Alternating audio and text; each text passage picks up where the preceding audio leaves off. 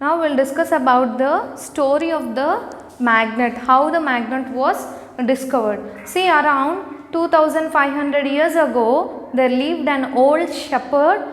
So he was a shepherd, his name was Magnus. Who is called as shepherd? Who rear the goats and sheep, they are called as shepherds. His name is Magnus. On his name only the magnet got the name. So he used to always take one stick with him. You can find he used to take one long stick with him, and this stick end what we have, one metal piece. You can see here one metal piece is connected to the end of the stick. Whenever he wants to take the goats and sheep, you can find here the goats and sheep for rearing, for eating the grass when he take and go. So to the hills for grazing, he used to carry one wooden stick which is having the iron cap. This is a wooden stick, no? Iron cap will be present to the wooden stick at one end, on the one end of the stick. One day while he was taking his goats for grazing to the hills, so he dipped his stick into a pond. Here there is a pond. He dipped his stick where one end is having what? A metal cap is present. He dipped into a pond, and so when he dipped the stick into the pond of water, he found when he was beating the stick into the water and lifting, it is very hardly he was not able to lift the stick. It is just pulling him into the water. When he lifted very hardly, he found some small pebbles. Pebbles means stones, a small pebbles attached to the end where the metal cap is present. So what is attached? Pebbles at the bottom. Suddenly he thought that something is pulling. When he was trying now the stick to remove out, something is pulling. He was feared that something is present inside it. So when he pulled out of the water, he found a stone stuck to the iron cap. So the stone which Magnus, his name is Magnus, he was a shepherd, no? So the stone which Magnus pulled out the water, that stone is called as lodestone. Lodestone is a natural magnet and it have the property of attracting the iron. That's why Magnus, when he dipped the stick which is containing iron cap at the one end, it is pulling the stick into the water because it is a natural magnet. Lodestone is a natural magnet. So like that, on the name of the Magnus, it got the name as a magnet. That is the story of the magnet. This was happened around 2500 years back. Now we will discuss about how can we separate the iron fillings from the soil. See, from where do we get this? These are the iron fillings, no? From where we can get this iron fillings? Easily we can get this iron fillings from the soil.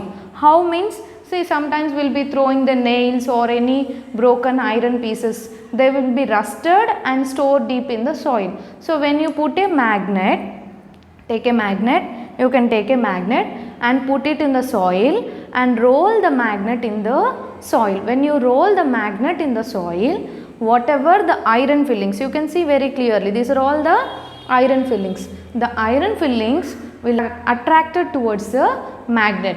Now take this iron fillings and separate them, separate all the iron fillings. So you can see very clearly these iron fillings are attracted to the edges when compared to the other places. Here the magnetic power will be more at the edges. What we call these edges as poles. What it is called? They are called the poles. There will be two poles, you can see north and the south poles. The separated iron fillings which you separated from the magnet, take it on a paper. Place a magnet below the paper, put all the fillings above the paper, put the magnet down below the paper. I will show you how to do, okay. So then just move the magnet. When you move the magnet, the iron fillings will be moving in this manner towards the poles more. So like this we can say the iron fillings are attracted more towards the poles, and this magnet is helpful in separating the particles like iron from the mixture. What we can understand from this topic? If we want to separate any ionic substances from the mixture, we can use the magnets. It is shown in the experiment form with the help of this magnet and the iron fillings. See students, these are the iron fillings. I have collected it from the soil. Now we have taken a magnet. So place the magnet below the paper. I am placing the magnet below the paper. Now I am moving the magnet. You can see how they are moving. See, along with the magnet, the iron fillings are moving. They are moving more at the poles when compared to the other places. You can see very clearly. See, these are the iron fillings.